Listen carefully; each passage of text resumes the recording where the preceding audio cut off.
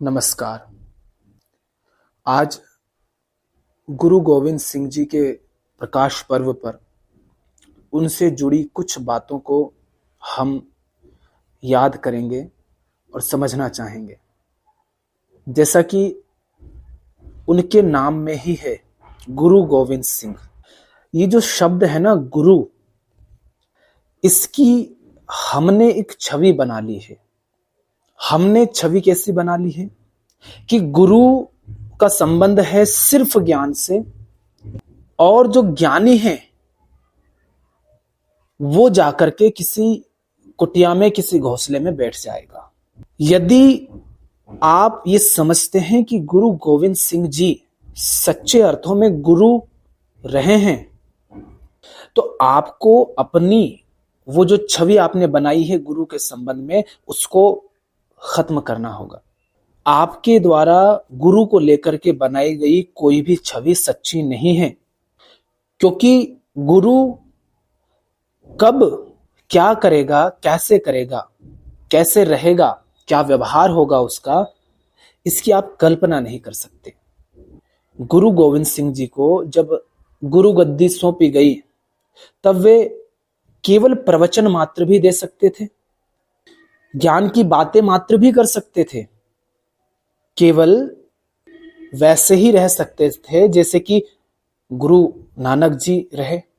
सिपाही बनने की कोई चेष्टा ही नहीं करते। पर यदि सिपाही बनने की आवश्यकता है और कोई गुरु सिर्फ ज्ञान बांच रहा है, तो वे झूठा ही होगा।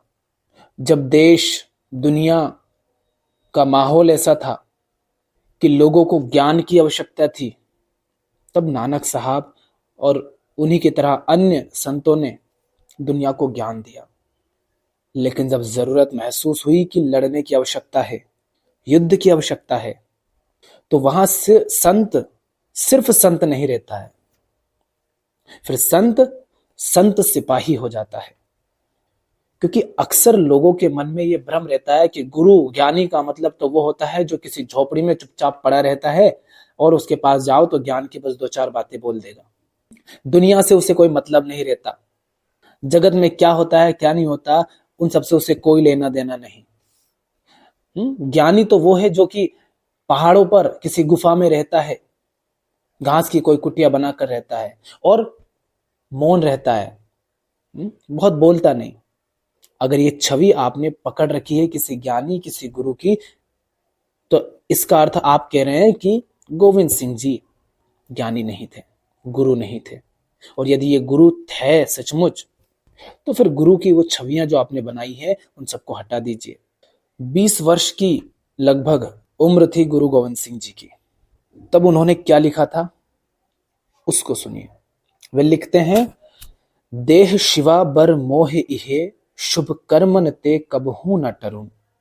न डरो अरिसो जब जाय लड़ो, निश्चय कर अपनी जीत करो। अरु सिख हो आपने ही मन को, यह लालच हो गुण तव उचरो। जब आव की आउध निदान बने, अति ही रन में तब जूझ मरो। अर्थात वे कह रहे हैं, हे शिवा मुझे ये वर दें कि मैं शुभ कर्मों से पीछे ना हटूं। 20 वर्ष की उम्र है और वे लिख रहे हैं कि हे शिवा मुझे वर दें कि मैं शुभ कर्मों से पीछे ना हटूं। शुभ कर्म अपने आप नहीं होते हैं, पीछे हटने का विकल्प सदा मौजूद होता है। शुभ कर्म से पीछे हटने का विकल्प सदा मौजूद होता है। तो शुभ कर्म अपने आप नहीं आते हैं, शुभ कर्म चुनना पड़ता है। है शिवा, शिवा माने शक्ति, जिन देवी की वे पूजा करते थे शक्ति के रूप में, उन देवी से ये वरदान मांग रहे हैं। या ऐसे भी कह सकते हो, बाहर मूर्ति के सामने खड़े होकर अपने ही भीतर की उस शक्ति से ये पुकार कर रहे हैं कि जब शुभ कर्म करने की बारी आए, तब आप माने शक्ति प्रकट हों और मुझे पीछे हटने से रोक दें।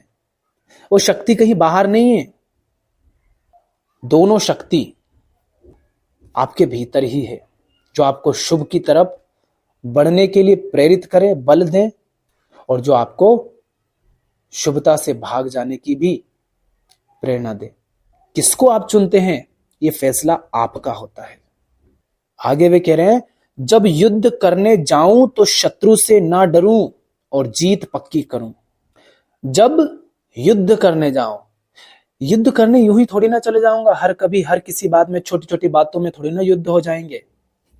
पहली बात तो है कि युद्ध होगा ही नहीं, हिंसा होगी ही नहीं, क्योंकि उसमें भी वही है, इसमें भी वही है।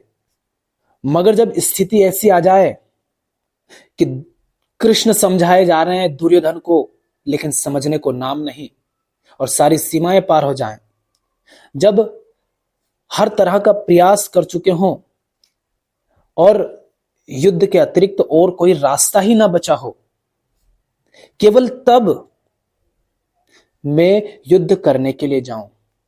और फिर जब युद्ध करने जाऊं तो ऐसा ना हो जाए कि शत्रु से मैं डरूं।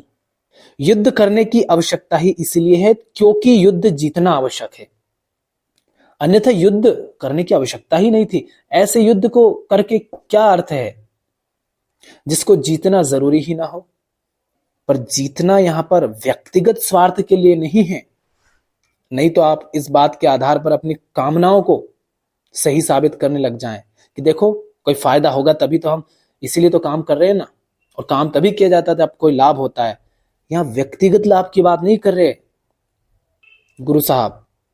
जब दिख रहा है कि सामने जो शत्रु है वो अहंकारी होकर के निर्दोषों का शोषण कर रहा है, हिंसा कर रहा है, अत्याचार कर रहा है, अन्याय कर रहा है, सामने बोध नहीं है, प्रेम नहीं है, करुणा नहीं है, सामने अहंकार खड़ा है।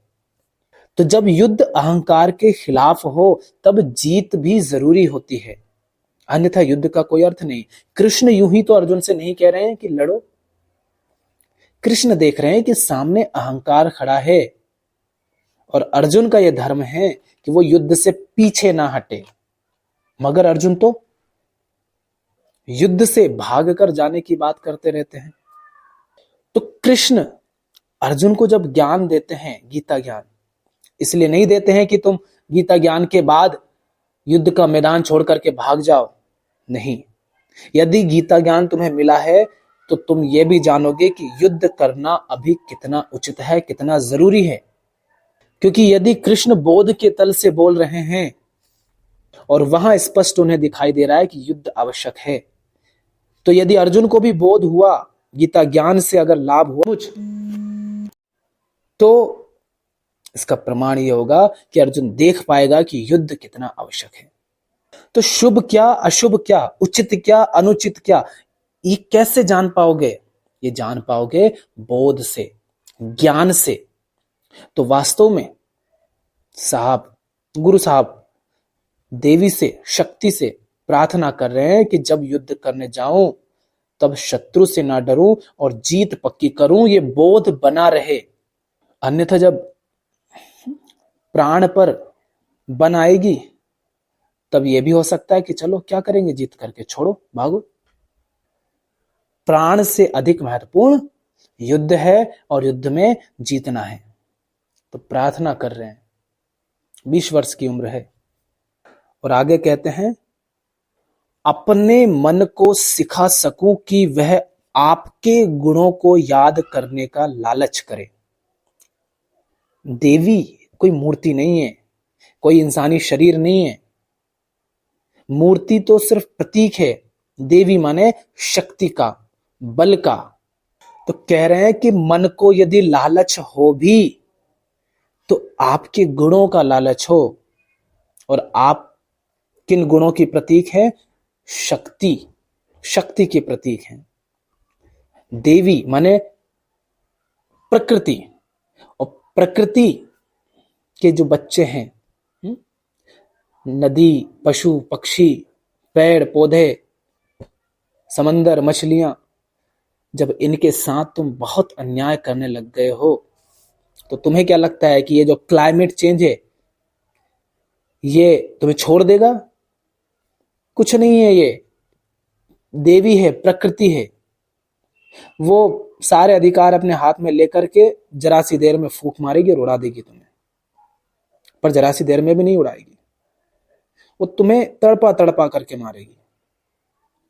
तुम्हें बताएगी कि क्या होता है किसी निर्दोष पर अत्याचार करना, अपने स्वार्थ के लिए, अपने भोग के लिए। ये जो तुम प्रकृति का शोषण कर रहे हो, तुम्हें क्या लगता है कि प्रकृति के सामने तुम्हारी जरा सी चलती है? जरा सी बाढ़ आ जाती है तो हाहाकार मच जाता है, कहीं आग लग जाती है तो तुम्हारा होशो हवास खो जाता है, बारिश कम ज्यादा हो जाए तो बौखला जाते हो।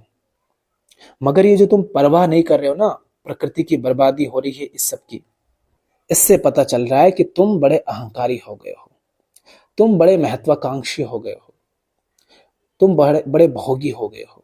औरंगजेब, जहांगीर, ये सब कौन थे? ये वही तो थे ना जो अहंकारी थे, महत्वाकांक्षी थे, जो स्वार्थी थे, भोगी थे, और अपने अहंकार की खातिर हर तरह का अन्याय अत्याचार करने को उतारू थे। तो गुरु साहब कह रहे हैं कि शुभ कर्मों से पीछे ना हटूं, और यदि शुभ कर्म है युद्ध करना तो शत्रु से डरूं नहीं और जीत पक्की करूं। और उस दौरान आपके गुणों को याद करने का अपने मन को लालच दूं कि याद कर बल को। और फिर क्या कहते हैं, जब आव की औध निधान बने अति ही रन में तब जूझ मरो, कि जब अंतिम समय आए मृत्यु, तब भी मैं रण क्षेत्र में युद्ध करते हुए मरूं। ये नहीं कह रहे हैं कि आराम से बिस्तर में मखमल की गद्दी पर मरूंगा, गुरु हो ना। ये नहीं कह रहे हैं कि हमारे लिए विशेष आयोजन हो क्योंकि हम गुरु हैं और फिर हम प्राण त्यागेंगे, नहीं। आप देख रहे हैं, गुरु हैं और कह रहे हैं रण में युद्ध करते हुए मरूं। संत हैं और बात कर रहे हैं सिपाही की तरह मरने की। ये होते हैं असली संत। असली संत वो नहीं जिसने कोई पहन लिया चोगा, किसी भी रंग का हो सकता है, वो सफेद हो सकता है, पीला हो सकता है, लाल हो सकता है, केसरी हो सकता है, कुछ भी हो सकता है। चोगे पहन लिए, कुछ आसपास शिष्य खड़े कर लिए और बस यूं ही पुरानी मान्यताओं, परंपराओं, अंधविश्वासों को धकाए जा रहे हैं आगे, रटी रटाई बातें दोहरा रहे हैं। अरे हमारे पूर्वज ऐसे करते थे, हम भी उसी को ढोएंगे। ये सब नहीं होता है संत की पहचान। अगर यही सब होता संत की पहचान तो गुरु गोविंद सिंह जी अधिकतम उतना ही करते, उसी तरह से करते जैसे गुरु नानक जी ने किया। मैं ये नहीं कह रहा गुरु नानक जी ने कुछ नहीं किया या गलत किया, कहने का मतलब समझिए, तब जो आवश्यक था, जैसी स्थिति थी उसके अनुसार नानक जी ने वो किया जो उचित था। और आज यदि स्थिति अलग है तो आपका व्यवहार, आपके कर्म, आपके तौर तरीके सब बदलेंगे ना। बाहर निर्दोष मर रहे हैं, फिर चाहे वो उस समय गुरु गोविंद सिंह जी के समय चाहे इंसानों पर अत्याचार शोषण हो रहा हो, और चाहे बुद्ध के समय पर पशु बलि जैसी हिंसा हो रही हो, शायद नर बलि भी हो रही हो, और आज के समय पर जब क्लाइमेट चेंज की इतनी बड़ी समस्या हो, पूरी प्रकृति ही हमने नष्ट भ्रष्ट कर दी हो, तो युद्ध तो हर समय है, मगर तौर तरीके तो बढ़ेंगे ना, शत्रु के चेहरे तो बदलेंगे ना। शत्रु एक समय हमारे भीतर है तो एक समय बाहर है। तो गुरु की ये पहचान बिल्कुल नहीं हो सकती कि वो अतीत को ढोता रहे, और गुरु गोविंद सिंह जी उसके प्रमाण हैं। नानक साहब ने तलवार नहीं उठाई, मगर गुरु गोविंद सिंह जी ने तलवार उठाई क्योंकि जरूरत थी। संत ऐसा भी हो सकता है कि मरते दम तक आपको ज्ञान दे, आत्मज्ञान की शिक्षा दे, और ऐसा भी हो सकता है कि उनका अंत समय रण क्षेत्र में ही हो। संत सिपाही का मतलब क्या होता है? भीतर से आत्मज्ञान है, और आत्मज्ञान से ही आता है वो आत्मबल जो तुम्हें बाहर युद्ध करने की शक्ति देता है। आत्मबोध होता है, आत्मबोध से ही आत्मबल आता है, और उसी आत्मबल से बाहर फिर ये तलवार तनती है, उठती है, तभी युद्ध होता है। ऐसा हो नहीं सकता कि भीतर आत्मबोध हो और बाहर जो जगत में अन्याय हो रहा हो, अत्याचार हो रहा हो, शोषण हो रहा हो, हिंसा हो रही हो, भ्रष्टाचार हो रहा हो, उस सब के खिलाफ आपकी आवाज ना उठे और बस आप अतीत को ही, परंपराओं को ही, मान्यताओं को ही ढोने में लगे हुए हों। आज जब पूरी पृथ्वी जल रही है, नदी सड़ रही है, वायु प्रदूषित है, जंगल बर्बाद हो रहे हैं, पहाड़ियां बर्बाद हो रही हैं, समंदर में जहर फैल गया है, हर दिन कई सैकड़ों करोड़ जीव सिर्फ मांस भोग के नाम पर मार दिए जा रहे हैं।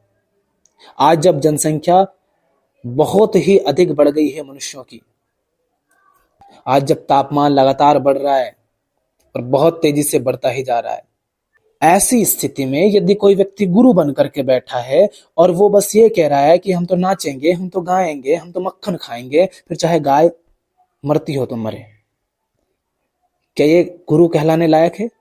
ये पाखंडी है।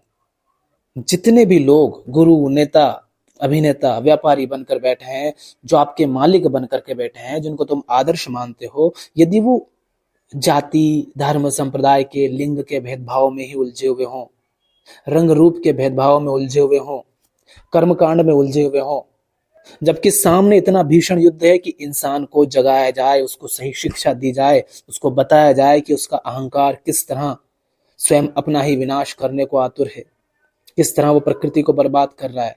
उस समय यदि लोग अपने आप को गुरु कहते हो, ज्ञानी कहते हो और सिर्फ अपने स्वार्थ के लिए जी रहे हैं, अपने अतीत को ढो रहे हैं, तो वे सच्चे अर्थों में गुरु नहीं है, ज्ञानी नहीं है। कश्मीरी पंडित जो थे और जो हिंदू थे, उनको बलपूर्वक जब मुसलमान बनाने का विरोध किया था गुरु तेग बहादुर जी ने, तो जो मुगल शासक था औरंगजेब, उन्होंने इस्लाम कबूलने को कहा, तो गुरु साहब ने सीधे इनकार कर दिया था और कहा था कि शीश कटा सकते हैं, केश नहीं। और इसीलिए फिर औरंगजेब ने सबके सामने बेरहमी से गुरु जी का सिर कटवा दिया था। उसके बाद ही गुरु गोविंद सिंह जी ने गद्दी संभाली। कह रहे शीश कटा सकते हैं, केश नहीं। ये बाल क्या है? क्या औकात है इनकी? कोई कीमत है? क्या होता अगर बाल कटवा भी देते तो? लेकिन जब बाल प्रतीक बन जाएं सच्चाई के, कि बालों को कटवाने का अर्थ है, केश को कटवाने का अर्थ है सच्चाई से मुंह मोड़ लेना, तब बाल सब कुछ हो जाते हैं। अन्यथा बाल क्या है? हम तो रोज कटवाते हैं, हर कभी जब बड़े हो जाते हैं नाई की दुकान पर जाकर। तो कोई भी वस्तु अपने आप में कुछ नहीं होती है, वो वस्तु आपसे अर्थ लेती है। मूर्ति पूजने में तुम अपनी पूरी जिंदगी निकाल देते हो और इंतजार करते हो कि आसमान से कोई आएगा जो तुम्हारे दुख, दर्दों, कष्टों को खत्म करेगा, तुम्हारे जीवन की, समाज की, देश की, दुनिया की समस्याओं को ठीक करेगा। कोई अवतार आएगा, पैगंबर आएगा, वो सब करेगा। हमारी क्या जिम्मेदारी है? अरे हम तो बच्चे, हम तो बालक हैं, हम तो अबोध हैं, हमें तो कुछ समझ नहीं। और लगे हैं घंटे बजाने में, आरती उतारने में और जबरन के भक्ति के नाम पर व्यर्थ के गीत गाने में। फिल्म, वो गीत भी ऐसे जिनमें देखो तो फिल्मी गीत में और भक्ति के गीतों में कोई अंतर नहीं। कोई शब्द रट लिए, उन्हीं को बस दोहरा रहे हैं भजन के नाम पर, कर्मकांड के नाम पर बस पूजा, आरती, अर्चना, यही सब करे जा रहे हो। भोग चढ़ा रहे हो, दूध, दही, मक्खन, घी सब उड़ेल रहे हो। किसके ऊपर? मूर्ति के ऊपर।